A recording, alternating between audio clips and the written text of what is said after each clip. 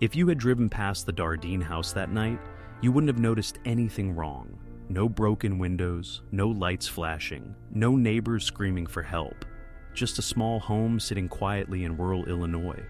But inside that house, something so violent happened that even hardened detectives would later say it changed them. This wasn't a robbery. This wasn't a crime of opportunity. This was overkill. And whoever did it wanted to make sure no one survived.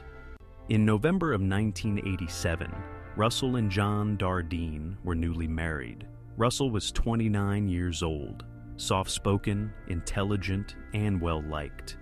He worked as an environmental safety engineer at a nearby power plant. Jeanne was 30, energetic, warm, and pregnant with their second child. They already had a 2-year-old son named Peter. They lived in Enna, Illinois, a quiet town where people didn't lock their doors, and crime was something that happened somewhere else. The last time anyone outside the family saw Russell alive was November 16th. Co-workers described him as distracted. He told one colleague something unsettling. He said a man had been harassing him, a man Russell claimed he didn't know, a man who had been calling his house, showing up, making threats. Russell said the man accused him of ruining his life, and then Russell added something chilling. He said the man had a baseball bat. Russell never reported this to police. He didn't tell his wife, and no one knows why. 2 days later, Russell didn't show up for work. That alone was unusual. When co-workers couldn't reach him, they contacted his parents. Russell's father drove to the house. Everything looked normal from the outside, but when he stepped inside, he immediately knew something was wrong. Russell's body was found in the living room. He had been beaten to death with a blunt object. But that was only the beginning.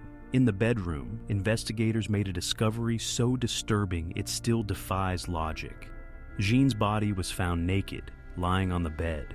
She had been beaten, strangled, and brutally sexually assaulted. She was 8 months pregnant. Her unborn baby had been removed from her body. Then they found Peter. The 2-year-old had been beaten as well, and his body was placed on top of his mother's. There was no sign of forced entry, no signs of struggle throughout the house, no evidence of theft. Nothing was taken, nothing was disturbed. Whoever did this had time, privacy, and control. Investigators quickly realized this was not random violence. This was personal. This was targeted, and this killer was comfortable inside that home. The brutality shocked even veteran law enforcement. This wasn't rage alone, this was domination. The kind of violence that suggests the killer wanted to erase an entire family. Police immediately focused on Russell's warning about the unknown man. But there was a problem. No one else had seen this person. No neighbors, no co-workers, no phone records that could be traced. It was as if this man never existed. The case quickly grew colder. Evidence collection in the 1980s was limited. DNA testing was in its infancy. Critical forensic material degraded over time, and the killer left behind almost nothing usable. Over the years, multiple theories emerged. One suggested a serial killer. Another pointed to someone Russell may have encountered through work. Some believed the attack had sexual motivations. Others believed it was about control or obsession. But none of the theories led to an arrest. Then came the most disturbing question of all. Why didn't Russell report the threats? Did he recognize the man? Did he believe police wouldn't help? Or did he think he could handle it himself? Some investigators believe Russell may have crossed paths with someone deeply unstable, someone who fixated on him, someone who followed him home and waited. Others believe the killer knew the family, that they were invited inside, that the violence escalated suddenly and fatally. But if that's true, then someone close to the Dardeens has been living with this secret for decades. To this day, the Dardeen murders remain officially unsolved. No arrests, no named suspects, no justice. Just a house that once held a young family, and now holds nothing but questions. Someone knows what happened in Enna, Illinois. Someone knows who walked into that house with a baseball bat. and someone has lived free for more than 30 years after destroying an entire family. This crime wasn't just about killing, it was about elimination. Whoever murdered the Dardeens didn't stop after neutralizing a threat. They didn't flee after Russell was dead. They moved deeper into the house, deeper into violence. That tells us something crucial. This killer wasn't trying to escape consequences. They were trying to remove existence. Family annihilation is rare. When it happens, it usually comes from one of two psychological profiles: a perpetrator who sees the family as an obstacle to a goal, or a perpetrator who sees the family as symbols of something they resent. This wasn't impulsive rage, it was mission-oriented violence. The killer needed this family gone, not scattered, not wounded, gone. Russell told co-workers about a man who followed him, a man who made threats, a man with a baseball bat. But here's the disturbing question investigators still wrestle with. Was this man real? Or was Russell describing someone he already knew, without saying the name? Victims often avoid naming their threats when the person is known socially, the person has power over them, or the victim fears escalation. Russell didn't report it. He didn't tell Jeanne. He didn't warn neighbors. That suggests minimization, not confusion, which means Russell may have recognized the danger, but underestimated it. The assault on Jeanne Dardeen was not opportunistic. It occurred after Russell was dead. It involved prolonged domination, and it ended in extreme physical violation. That places the killer in one of the darkest offender categories. This wasn't about sexual gratification alone. This was about power assertion through degradation. Sexual sadists often target environments where they can control time and space, combine physical violence with humiliation, escalate towards symbolic acts that erase identity. Removing the unborn child was not random brutality. It was symbolic annihilation. This killer didn't just want Jeanne dead. They wanted to undo her future. Peter Dardeen's murder may be the most psychologically revealing element of the case. Killing a toddler offers no resistance, no threat, no practical purpose, which means it served an emotional function for the killer. This act suggests extreme detachment from empathy, or a desire to cause irreversible harm to someone else, even posthumously. In some offenders, killing children is about eliminating witnesses, preventing legacy, or punishing the parents beyond death. Placing Peter's body on top of his mother was not accidental. It was staging with intent. A final message. The comfort factor. A killer who felt at home. There was no forced entry, no chaotic struggle throughout the house. The violence was concentrated, not scattered. That suggests one chilling possibility. The killer felt comfortable inside the Dardeen home. Either they were invited in, had been there before, or believed they belonged there. Comfort breeds confidence. Confidence allows time. Time allows brutality. This was not someone afraid of being caught. This was someone who believed they controlled the environment. Why this doesn't fit a random serial killer. Serial offenders usually avoid family units, avoid indoor domestic scenes, avoid children unless ideologically driven. This crime violates all three patterns, which pushes the psychology away from random predation and toward fixation. Fixation on Russell, fixation on control, fixation on destruction rather than survival. This killer wasn't hunting victims. They were hunting resolution. The most unsettling possibility is also the most statistically common in cases like this. The killer was known to the victim, not a stranger, not a drifter, someone who knew Russell's routines, knew when the house would be quiet, knew how to stay calm inside it, someone who blended back into the community afterward, someone who watched the news coverage, someone who heard people say, "Who could do something like this?" and thought, "They'll never know." This wasn't chaos, it was intention. This wasn't madness, it was decision. And the most dangerous offenders aren't the ones who look violent. They're the ones who look normal enough to disappear afterward.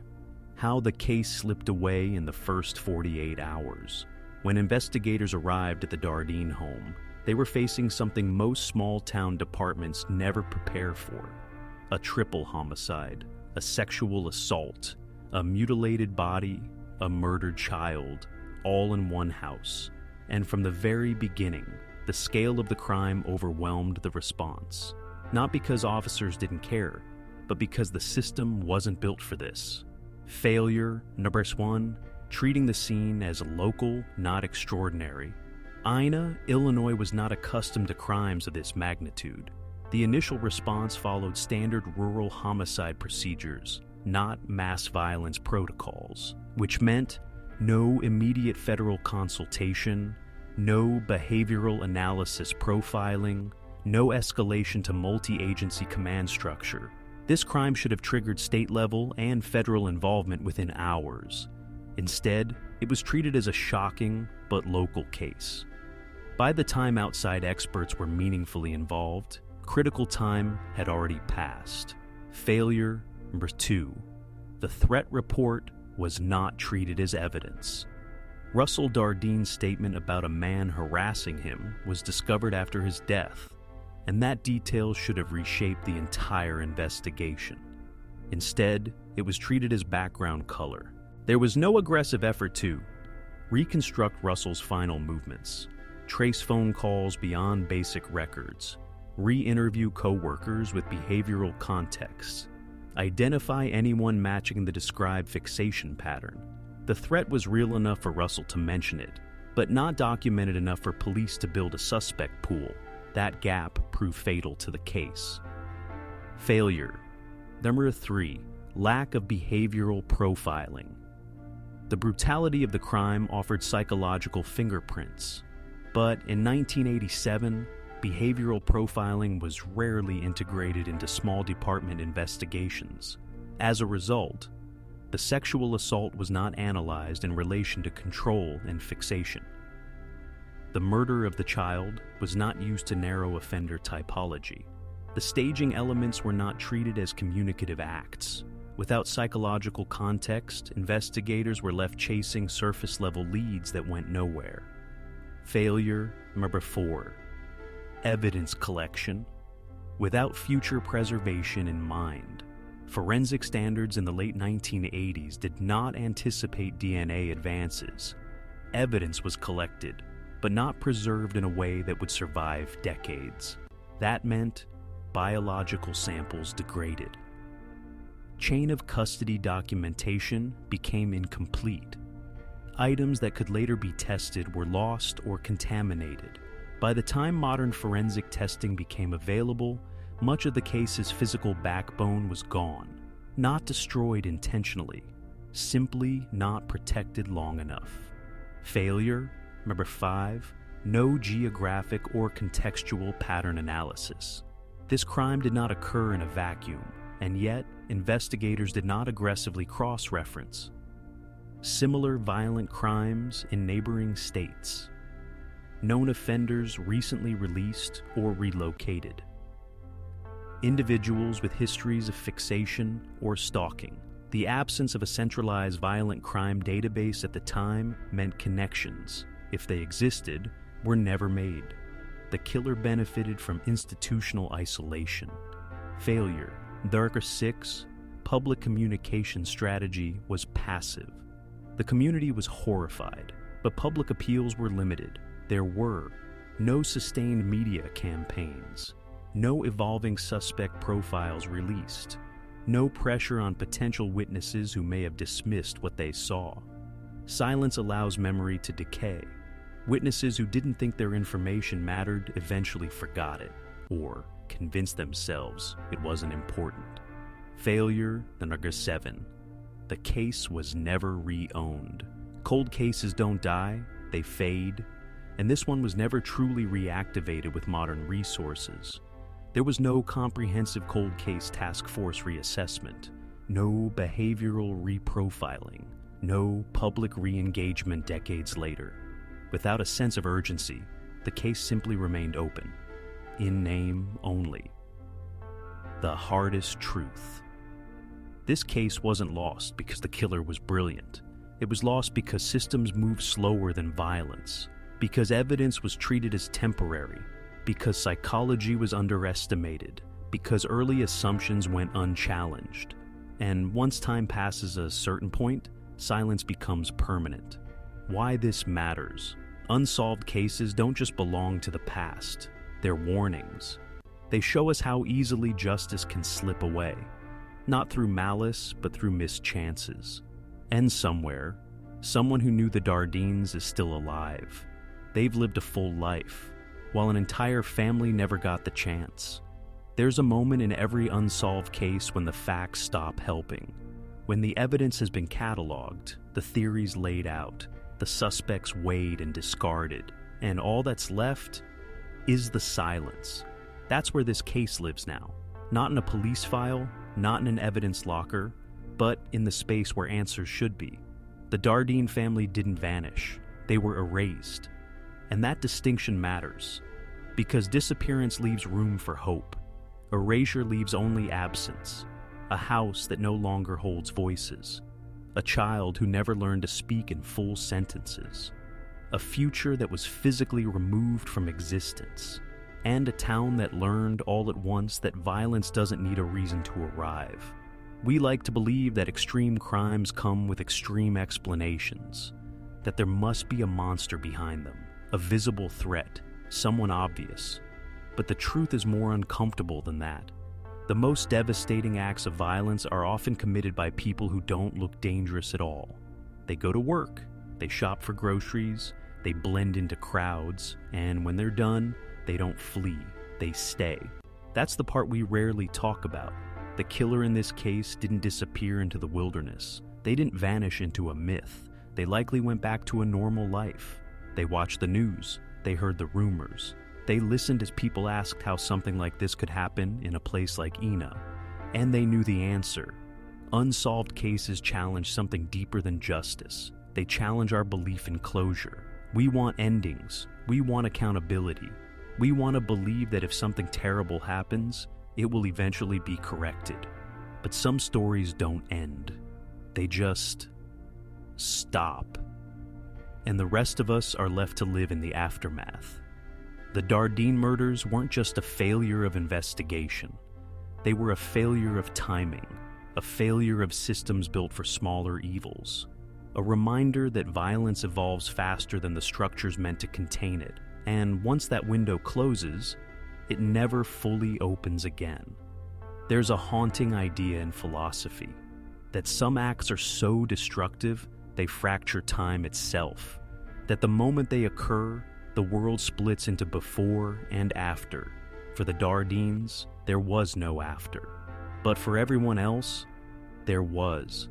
And every year that passes without answers quietly reinforces a dangerous message, that it's possible to destroy everything and still walk free. We tell these stories not because we enjoy darkness, but because forgetting is worse. Because silence is what offenders depend on. Time dulls outrage, memory fades, details blur, and eventually, a crime becomes a footnote instead of a warning. But here's the truth we rarely say out loud. Justice isn't guaranteed, it's pursued. And when pursuit slows, injustice settles in. Somewhere, someone remembers that night clearly. They remember the fear, the control, the moment when a choice was made that could never be undone. They remember details no report ever captured, and every day they wake up knowing the world moved on without holding them accountable. That's not a mystery, that's a consequence. The Dardeen family deserved more than a file number. They deserved the chance to be remembered for how they lived, not how they died. For a toddler learning words, for parents building a future, for a life that was interrupted before it ever truly began. Unsolved cases don't haunt because they're confusing. They haunt because they're unfinished, because they remind us that sometimes the truth doesn't rise to the surface on its own. It waits for someone to keep asking. If there's anything this case teaches us, it's this: Evil doesn't need to win forever. It only needs enough time for everyone else to stop looking. And as long as this story is told, as long as names are spoken instead of forgotten, as long as questions remain alive, then silence never fully wins. Because the most dangerous thing we can do is accept that this is where the story ends, and for everyone else watching. The most meaningful way to help is simpler than you think. Remember the names, share the verified facts, keep the story alive without distorting it. Unsolved cases don't need outrage, they need memory.